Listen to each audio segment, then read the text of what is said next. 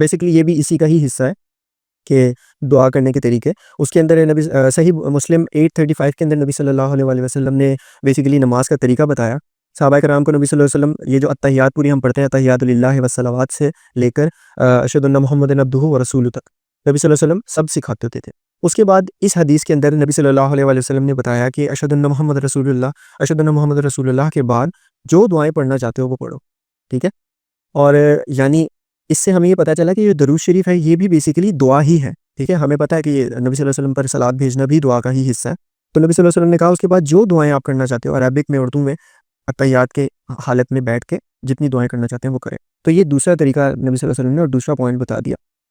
اس چیز کو بیک کرتی ہے یہ حدیث جو جامع ترمذی 593 کے اندر ہے. اس کے اندر حضرت عبداللہ فرماتے ہیں کہ میں مسجد میں آیا تو نبی صلی اللہ علیہ وسلم حضرت ابو بکر اور عمر کے ساتھ تھے رضی اللہ تعالیٰ عنہ کے ساتھ. تو میں نے نماز پڑھی.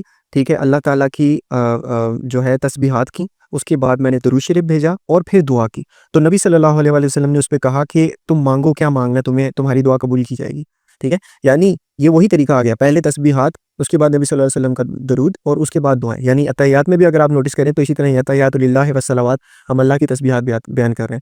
اس کے بعد السلام علیکم ایھا النبی ورحمۃ اللہ وبرکاتہ. پھر السلام علینا وعلی عباد اللہ صلی اللہ مجھ پر بھی اور میرے جو عباد اللہ ہیں تیرے جو عباد اللہ ہیں ان پر بھی سلام ہو. اسی طرح ہی ہم اگر اتحیات کو غور کریں کہ ہم اتحیات پڑھ رہے ہیں اس کے بعد درود شریف پڑھ رہے ہیں اس کے بعد دعائیں ربی جعلنی یا ربنا آتنا فی الدنیا یا پھر اللہم اغفر لی ورحمنی واہدنی وعافنی جتنی بھی دعائیں ہیں اللہم انی اعوذ بک من عذاب القبر ومن عذاب جہنم جو کہ نبی صلی اللہ علیہ وسلم سکھاتے ہوتے تھے صحابہ کرام کو یہ والی دعا. تو یہ بیسیکلی وہ اسی چیز کو بیک کر رہی ہے. تو یہ آگے ہمارے پاس طریقہ ٹائم بھی میں نے بتا دیا طریقہ بھی بتا دیا.